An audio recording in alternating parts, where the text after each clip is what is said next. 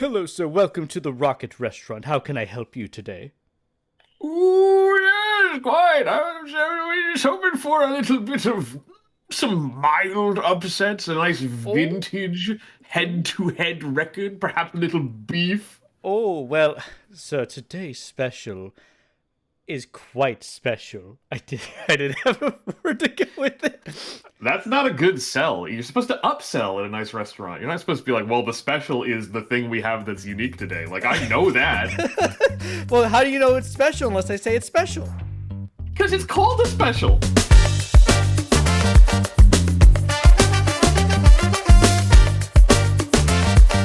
Hello, everybody. Welcome back to Double Dip Draft. We're in week 4 of Rocket Division, and all right, going into this week. One, hold on. I'm Cabral, coach You of the just came in Hatchling so Age fast and Slashers. hard. You gotta introduce yourself. Yeah. I just did. Now it's your turn. Oh wow, you're not gonna start over. You just want to No, you know what? We're committed today. Okay, all right. Everything's Well, okay. transparent. Everything's on the table. Well, it's nice to meet you, Cabral, coach of the Hatchling Age Slashers. I'm Spood, coach of the Southtown Sand Slashers, and we're in Rocket Division Double Dip Draft Season 8, Week 4! Woo! Yeah, and coming out of week 3, one of the things that we had said already, Rocket is anyone's game.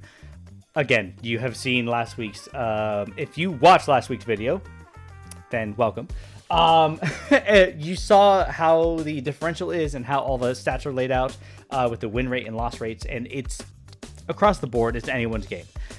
Going into this week, that means I lost my train of thought. Basically, so the top end of, like, other divisions more or less are like, oh, there's some 3-0s still going into this week. Yeah. Everyone in Rocket by week 3 has at least one win and at least one loss, which is not true of any other division. Yeah. Which means that the field is very even, right? Like the top 4 being all at 2-1, the bottom 4 all being at 1-2 means that anyone in top 4 with a bad enough loss could drop down to the bottom 4, and vice versa. Anybody in the bottom 4 who with even a decent win could jump up into the top 4. So it's incredibly volatile going into this week, and given sort of the slate of matches that we have to look at, like you've got Menma versus Black Captain, they're the top 2 in the division going into the week. Yeah. There's like, ASCII versus Nihilus, somebody's guaranteed to pick up their second win. Sorry, who did ASCII fight? It was ASCII Bananas. Sorry, ASCII and Bananas. Yeah. One of them is guaranteed to get their second win. So, Yep. we're probably, no matter what happens here, we're probably going to start seeing the division even out a little bit more. I'm expecting a lot of players to sort of meet in the middle, and I don't want to spoil anything, but Yeah. Well, especially since we have so many of what are the upper end players of the Rocket division, the well-seeded players at the bottom of the division still going into week 4. Yeah, all 3 of the top 3 rated seeds in the division, that being in order Aurora, Bananas, Nihilus, all 3 of them are in the lower side of the division. All 3 of them have lost twice and only won once. So they are competing with the new blood in Goober and Liz, who are both performing, I think, well above what you'd expect from their seeds. Mm-hmm. And we're also seeing, surprisingly good runs out of Black Captain and Menma, who have been around a while but haven't had, they're not really staples at, the top of a division. So we're seeing, the dynamic has shifted quite a lot in Rocket, and I'm just really excited to sink my teeth into it, because there's a lot of implications here. This is basically the halfway point in the division, and normally you're kind of seeing trends emerging by week 4, and you can kind of get a better idea of who's advancing, who's not advancing. Nothing's set in stone quite yet, but in Rocket, like you say, it is anybody's game, and I want to know who's going to make it. Yeah, well, the first people we have to watch today are Goober Trooper of the Bidwell Bees versus Aurora of the Hoensbroek Haunters. And on team preview, we just have some heavy hitters on both sides. Goober's team, as we've talked about in all the other weeks, as well as the analysis of the division itself and going over Goober's team, it's just heavy hitters. It is Pokemon that come in with a scarf or a band and can kill something, or they can get their little setup or whatever it is. And it's all scary stuff. But Aurora has Naganadel and Swampert and Zapdos, and Terra Pangoro has put in a lot of work this season as well. Yeah, I mean, really, you could argue that both of these teams are pretty hyper offense. You know, Aurora is leaning maybe a little more towards like sort of regular offense or balance, given that she has Cryogonal and Swampert, and you know, Zapdos can be very defensively annoying with Roost and Static. But Goober's team, I mean, seriously, you look at that and it's pretty much just all out attack every week. You know, we've been seeing a lot of value out of Hisuian Arcanine. We've been seeing a lot of value out of Mega Mawile. Really, Naganadel hasn't delivered that much quite yet. But, you know, it's a strong Pokemon, obviously, in its own right. Yeah. And, you know, going into this, I mean, Aurora advantaged by seed, Goober advantaged by his current record going in. You know, Goober has more wiggle room to lose. Aurora stands to gain a lot by doing this. Yeah. And they're actually both back-to-back right now, with Goober in 4th and Aurora in 5th, actually. Yeah, I mean, like I said, you know, they're pretty close together. Yeah. You know, like it's, you know, Aurora's position is very precarious, whereas Goober, again, you know, you can kind of absorb a loss to Aurora and not worry about it, especially when she is below you on the ranking right now, you know? So, the stress is really on for Aurora. Yeah. And, you know, I think we just got to see that stress in action as we go through and look at this battle. Cryogonal lead is interesting. Probably to bait something out. Maybe just to catch, like, an early Landorus or, you know... It's like, in general, I don't hate it as a lead. Yeah, that's fair. The thing about Swampert is that it's just going to come in on Arcanine every time, and then vice versa. Like, Brute Bond is going to come in on Swampert every time, so... Yeah. You're probably going to see that play out a lot. And right here, we see a pretty bad fumble. This is just one of those things. It's like he didn't see Ice Punch and Scrims, and so he didn't expect it to happen there. Yeah, because Pangora's got, I think, every elemental punch move, you know, which is a pretty wide variety of things, especially with how hard it hits. Terra Steel coming out here. We see a Tailwind go off, which is really nice to get going. Yeah, see, that's tough for Moltres, because if it tries to Air Slash into the Steel Terra, it doesn't make a lot of progress, but if it tries to Fiery Wrath into the non-Terra, like if it just stays Dark Fighting, it definitely doesn't do anything. So yeah. He opts to not play the 50-50 and instead get up a Tailwind for guaranteed value, which I thought was a pretty nice idea. Yeah, Swampert flips turn doing an entire 5% damage to Mr. Guz is crazy. Yep. We do see Terra Steel also come out over here on Goober's end with a 2x defense, and that's terrifying because this gets body press. This can also just like knock off and get a crit. Yep. It makes it stand up very well to both physical Swamperts and to Mega Mawile. But we see this is a special variant with Scald, and Aurora does not find that Scald burn. Does lose the Rindo Berry, although I kind of question Rindo Berry as a response to Brute Bonnet, since it likes to run loaded dice bullet seed a lot. But, you know, it's neither here nor there.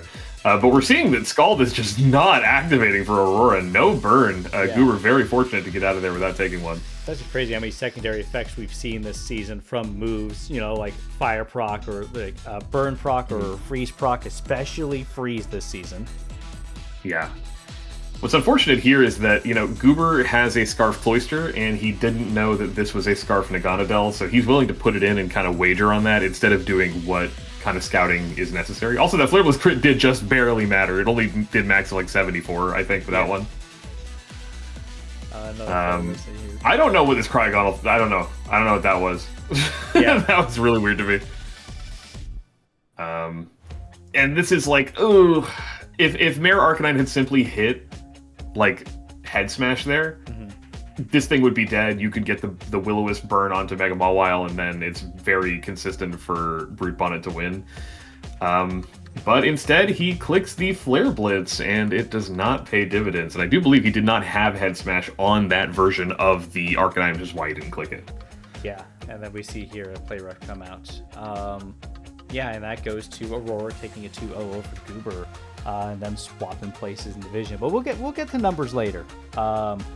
It's something where I've been noticing in this, not this division specifically or this fight specifically, a little bit, but like a lot of the matches I've been seeing players go through and doing setup. They'll go and grab their Pokemon for Calm Mind or Nasty Plot, or they'll do their Agility, or they'll do something when they don't need to at that time to do setup. You know, sometimes you just need to hit what's in front of you just to get chip off and come back later to do your setup. Yeah, this was like very complicated because this was a problem that Goober had last week where, he was trying to get his Landorus set up while Araquanid, which hard countered the set, was still not only alive, but at 100% HP. This time around, the gravity, it's a little more understandable because the gravity does actually make Earth Power insanely strong into Aurora's entire team. Zapdos can't like switch in. There's no mind game that you have to play. Yeah. And really, he should have been more cautious about the Ice Punch for sure. That's just something I don't think he was aware of. But, also consider that, like, Aurora was sitting there with a, fighting weak Pokemon. I'm sure she had, like, calced for Focus Blast, but, a Landorus Focus Blast is a lot of damage. I'm guessing she maybe had Chople Berry or something, but, can you mouse over, actually, and show me if there was an item on that? Because the Pangoro. Yeah, Pangoro. It was Assault Vest. Okay, so it still probably would have lived like one Focus Blast from full. So, yeah, again, in that scenario, it's hard to say like, oh, Goober should have known to do this or XYZ thing, whatever. Like, I don't think it's quite the same as trying to set up while there's a counter on the opposing team, but it was played pretty recklessly, and he definitely paid for it. Landorus has not been really doing anything this entire season so far, which is a shame because it's a very strong Pokemon. Yeah, and again, that comes down to players and how you play, and we have Goober as a newer player and everything, but that's just in general for any team. I've been seeing a lot of teams in League where people don't have a committed strategy per se. They have their answers that hit some things, or they have their fast Pokemon that hit most everything, but they don't have a consistent, what is my step A, step B, step C, like what is my win plan for this whole like match that I'm in, right? Is it going in and setting up rocks to just flip, turn, and chip and just like sit there and wait and then strike at the end with something that's fast and hits everything pretty hard, Yeah, it's, having like a more cohesive, or being able to sort of say like, yeah, this is my early game, mid game, and end game strategies. I'm trying to set up for, Landorus sweep, or, I want to set up for like Scarf Cloister sweep, or I don't know. I think Scarf Cloister's not going to be sweeping anything as long as Mega Mawwile's alive. But you know what I mean, right? Like you could be setting up for, maybe like, okay, I need to spore, I don't know, Naganadel so that I can get a sweep, or maybe I need to spore Mega Mawwile so like I can set up with like Galarian Moltres or whatever. Like, I don't think that he's thinking of it in terms of like a super linear strategy, and more like you say, thinking of just specific one-off interactions, but not how they all connect together. Yeah. But that's a problem that's like pretty, again, high level. That it's when you're just starting out. This is his 4th match in Draft League ever, I think. Mm-hmm. And he's already showing a ton of promise. Aurora down, absolutely, 2-0, like that's an insanely tight margin for Aurora to win that. And Goober, if he just, had committed to one specific like type of Arcanine, for example, where he still had that head smash, that could have been a winning position. In fact, it was a winning position, right? It's just head smash into Naganadel, Will-O-Wisp into the Mega Mawile, and then just Flare Blitz it. And that's it, Yeah. And again, I'm not saying that, Cooper should have known better. I'm not saying stuff like that. It's just, these are higher level plays, and as people get more experience and stuff, they will start to put those pieces together and how their teams function, how to do compositions of a team in a battle, not just look at the one-on-one interactions like you said. Look at the entire battle as a whole and setting your pieces. That's just stuff you get later on, but it's just something I've noticed kind of overall with some of the fights we've been seeing here and there. And it's just something I thought, we just kind of bring up and say, it's really nice to take into account like how your team functions with itself first before just hitting your opponent's Pokemon.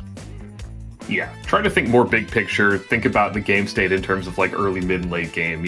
Think about field control, stuff like that. Because we saw like a very again, like when Goober was early on, he was hitting all the right buttons. I thought he got up the rocks on the anticipated Swampert switch. He was getting value like that Tailwind he'd committed to. Yeah, Goober was showing a lot of sharpness, but just it's just something that I think comes with time, really. But he's showing a real acuity to learning it, and again, not to like dump on Aurora at all, because she did really, really well this game. Yeah. She held it together. She did take a couple of rough crits, and did not get her desired Scald burns or anything, and she was able to still muscle through and prevail. So, absolutely. Good on Aurora. She really needed that one. Yeah, and again, Pangoro is doing really well too. I love seeing it just do. I love seeing some of the lower end Pokemon that get the Terra options now just do well. We always hear about the really big, powerful Pokemon doing really good. But sometimes it's fun to hear the funny little dudes get their little moment. Yeah. See, what is less interesting, perhaps, than Terra Pangoro is Menma's Roaring Moon in Iron Valiant, and he is playing. He's coaching. I don't know. Trying to transition there. I was trying to do a little. You know what? It's clever. I give you points. Well, we got Menma, coach of the Minnesota Jynx, versus Black Captain Rayhai of the Martian Mantines. Yeah, and they're both top in the division right now. Black Captain. No, Menma in first, Black Captain second. That's right. Yeah, I mean, Black Captain was in first until I think just this last week. Yeah, just this last week. When you bring up low tier Terra Captain, whatever, we are seeing Menma hard committed to just I'm going to bring the most top heavy draft ever, and it's basically just not changing week to week. And I mean, we're seeing the same thing, right? Iron Valiant, Roaring Moon, Melmetal, Starmie. I think the only real change we're seeing here is no Pecharunt this week. For Hitmontop. Which kind of makes sense because, Garganackle is just such a hard counter and would probably be constantly getting an advantage. Yeah. But I mean, in general, Menma's... Well, so they both have pretty oppressive top-end picks, right? Urshifu has been a huge problem. Silvally can be really oppressive if you don't know what, kind to prep for. And obviously, again, it needs no further introduction. We just saw Roaring Moon get a disgusting sweep on Bananas last week, and that was just by virtue of the fact that it found one turn to start Dragon Dancing up, Yep. That's all it really needs to become a threat. And Iron Valiant really doesn't need anything to become a threat. It just kind of gets in and starts killing things. Yeah. So, I would say that, I mean, looking at the matchup, Menma is favored here, but Black Captain has got tools, and this is a really pivotal moment for both of them, because whoever wins this is looking fairly comfortable at the top of the division, in a division where comfort is a rarity. Yeah, I definitely agree with that. I think, at this point, we just got to get going into the match itself, but, we see a Melmetal lead, and we see a Typhlosion Sui with Frisk, knowing that there's a Cobra Cloak to avoid Salt Cure, most likely, from Garganackle. Right, because that would be a huge problem. Yeah. And Flamethrower over Eruption's really interesting. Yeah, I mean, Flamethrower is a fine mid-ground. If you're afraid of... I mean, I don't know why you'd click it if you don't have Eruption. Sometimes people just don't bring good moves because they don't even want to try to play the mind game. I know that was something where some people won't bring Sucker Punch because they don't want to end up in a Sucker Punch mind game scenario. Yeah. Even though it would be beneficial. This horse is running special, and not that you can't run Rapidash special. I think it's 81 special attack, which is fine, but it's very surprising to see, and you don't often see it. This was a brave Rapidash staying in on the flip turn. That's insane. And then the high horsepower read into camera. Black Captain seriously just checked out the the witch's ball. I forget what you call it, but Yeah. The thing you look into, the orb. Araquanid there on Starmie's really interesting. Because the horse still had higher speed than some other... Well, than Melmetal. So, but you're still risking it. I mean, the Flame Body's been so helpful, especially to someone like Aurora, that, it seems like even that by itself, if Araquanid could just handle it, Yeah. So Volley Fairy also very good pick into this because it beats both Valiant and Roaring Moon if it gets set up. Yeah. And despite being parting shot, this thing doing to 39% with a double Iron Bash is crazy. It's a very strong Pokemon. Yeah. And, Iron Valiant, tricks a Scarf onto Araquanid, which does make it a bit worse. Obviously, he would have definitely preferred it to be on Garganackle. Yeah. And here's Scarf, so we're stuck in the one move. Sorry, go ahead. So here's what's scary here. This Dragon Dance is so greedy because Araquanid could Scald Burn you. Yeah. I mean, it's Scarfed into Scald. That is the only button it's going to click that stays in. And if you get Scald Burnt, your Dragon Dances are becoming substantially worse. So, it's not the worst Dragon Dance ever, but it is still pretty greedy in my opinion. Yeah. That crit. Also, that crit did, I think, bail him out because that Earthquake I don't think otherwise would have killed. No. And again, maybe Scald from turn 1 would have been better too. Again, click the move for the thing that's in front of you, right? If you burn Roaring Moon, that's fantastic. That's what you need to do, because at this point, it's a gamble. It is a gamble. The thing is, like, you can't guarantee that you're going to get any progress if you scald in front of it, but you could just sit there doing what Aurora just did last game and scalding in front of something that never gets burned, and then you're just definitely going to lose to it. So I get the switch, but I don't know. It's still, you know, like the calculus on that turn in my head is like, it's a little complicated, but I still probably wouldn't have gone for it quite that early if I were Menma. Yeah. Not fair. But what do I know? Menma's sitting at 3-1 now, and Black Captain now sitting amongst the other 2-2ers, and there will be more 2-2ers. There will be more 2-2ers, but you know, we gotta find more 2-2ers first. And this next match has ASCII of the Philadelphia Phantumps versus Bananas of the Don't Drop That Dedennes, and we see ASCII with Cottony here. Actually, that's new. Yeah, Cottony is interesting. It's fine. It is a prankster Pokemon, so you know it's always gonna have like again a little bit going for it. Yeah, but Bananas having a fairly staple team for Bananas, I would say. You know, we see Aegislash, we see Funny Delibird here that's made of metal, we see Tentacruel here, Gligar, Uniclus are pretty staple Pokemon Bananas has brought beforehand too. Yeah, honestly, I like the draft setup here because Iron Bundle does look very strong into stuff. You know, both Mega Charizard Y and Iron Moth. Iron Moth, yeah, don't really love being in front of Iron Bundle. And if there is Electric Terrain up, obviously Bundle will get its Quark Drive for free. So that's something that, you know, is conducive to Bananas' plan and does make it look like a big threat. You're also going to see, I mean, really, Chinchino with the right setup, like a good tail slap after a tidy up actually looks very strong into this team. I mean, Rock Bust also. I almost said Rock yeah, Slap. True. Rock Slap. Yeah. And of course, you know, Tentacruel is one of very few Pokemon that might do okay into Mega Charizard Y as long as it doesn't click like Scorching Sands. But it's got a lot of special defense and a pretty decent typing. Yeah, for sure. And I think at this point, it's just... I say yeah for sure too much. But yeah, you know, for sure.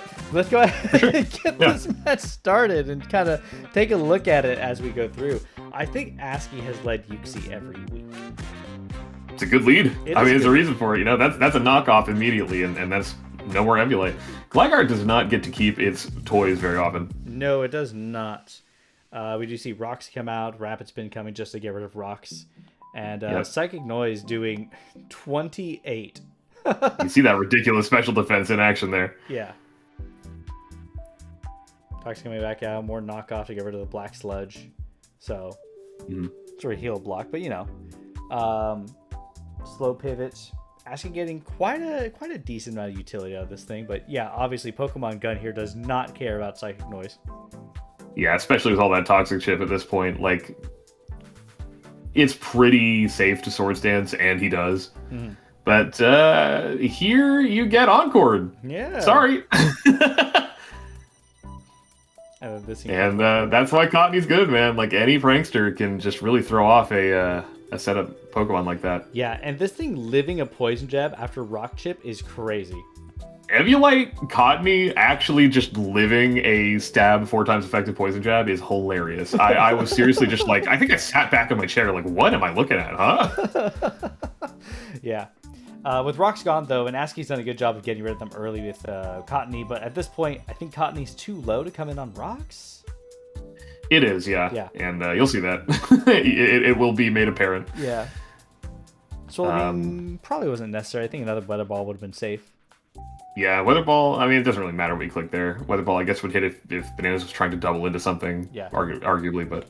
Then you see the Snowscape, the quick Quark Drive speed, I'm taking your sun away. And if it Weather Balled again into a Snowscape, it would do very little damage on account of the Quad Resist. With the Aurora Veil as well, that's such fun tech, and then flip turning into Aegislash right here, just to take benefit of, you know, Aurora Veil with that bulky thing already.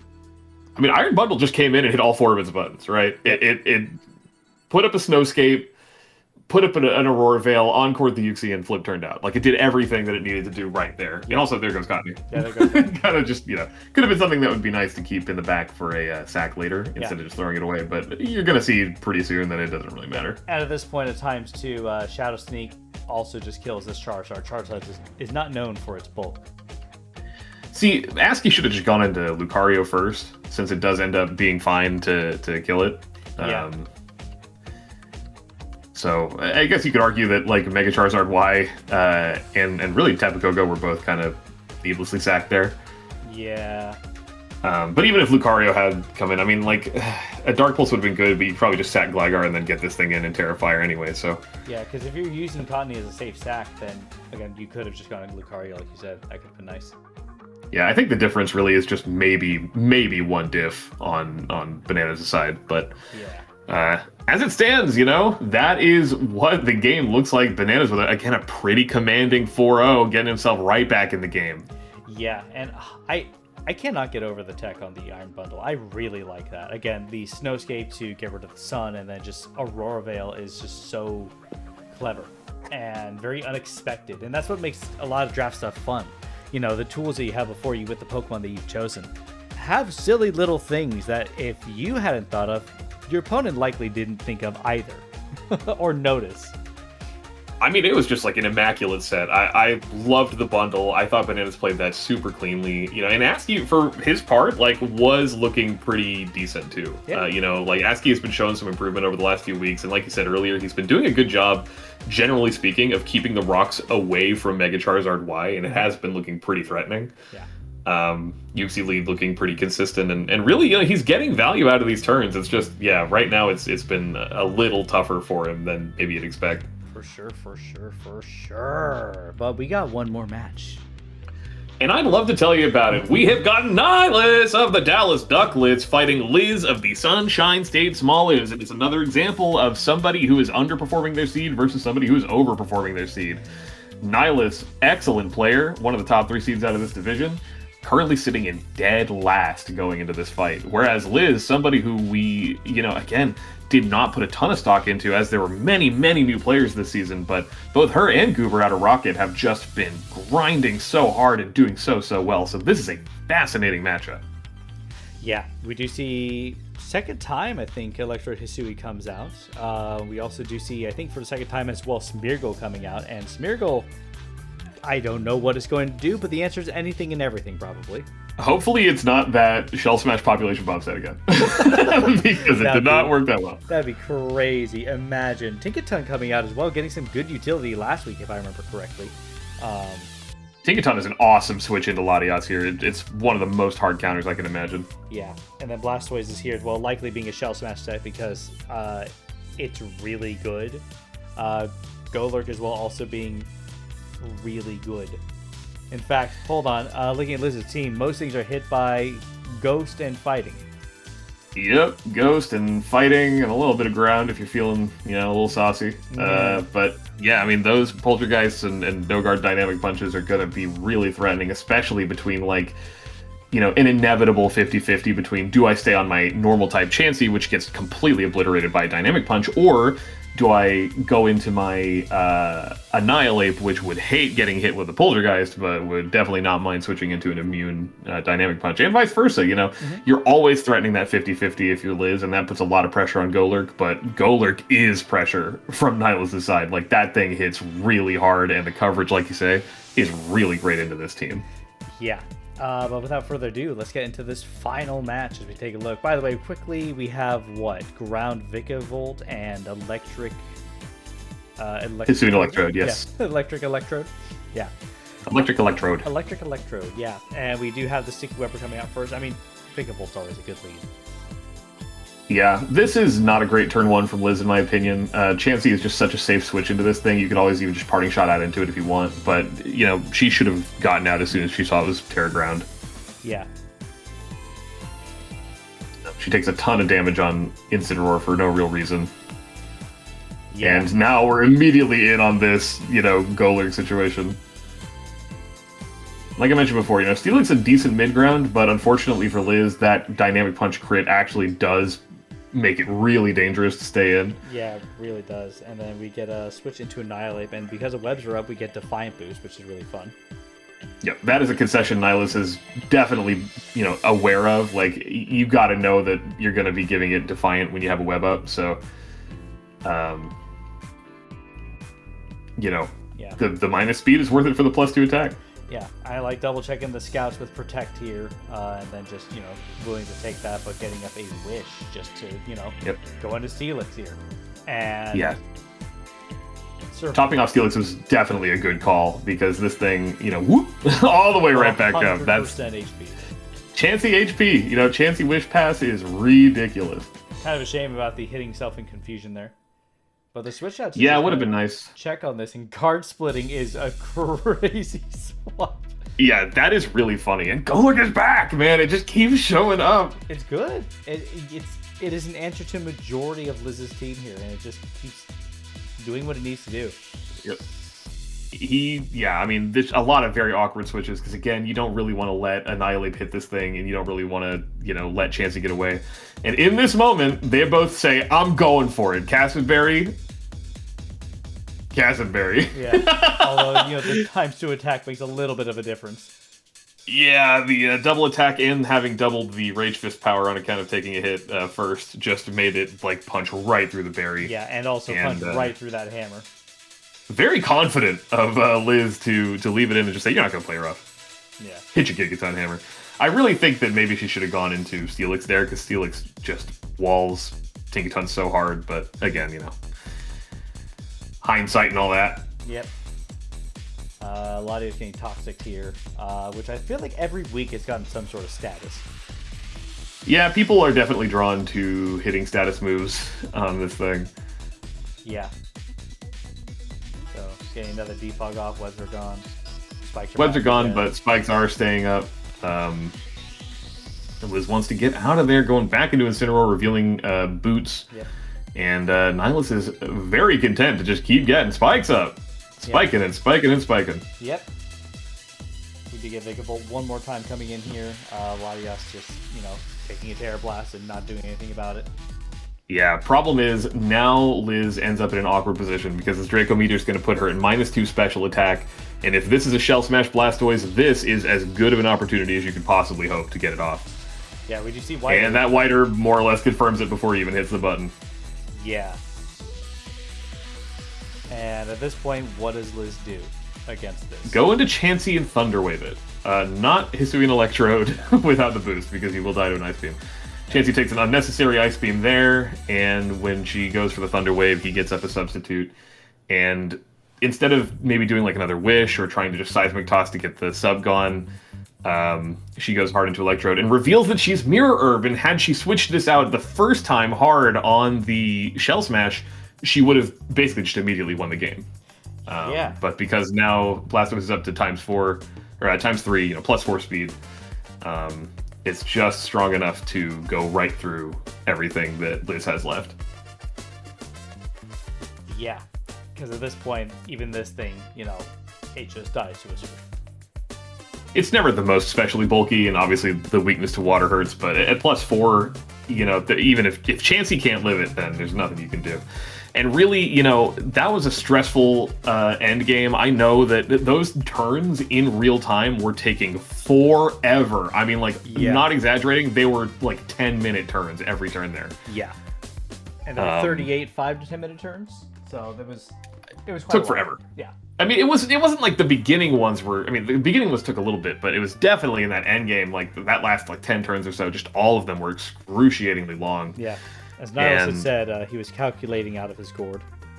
He was calking out of his gourd, as they say. New sentence unlocked. But yeah, that's really it's unfortunate, because had Liz switched in the Electrode hard, what would prevent her from doing that is if she didn't want to, take an Ice Beam and die to some random Scarp or Specs or something. But if she had switched it in on the Shell Smash, then she would have killed it. And I think, to be honest, had Nihilus just gone for an Ice Beam and killed the Electrode on the switch-in, then you know that Chansey's more or less safe to come in and just win the end game by itself, because it can stand up to this thing. Even if this thing keeps Shell Smashing up in front of it, like, Chansey could just keep Wish protecting itself and then Seismic tossing through the sub, and, you know, Chansey can outpace this Blastoise.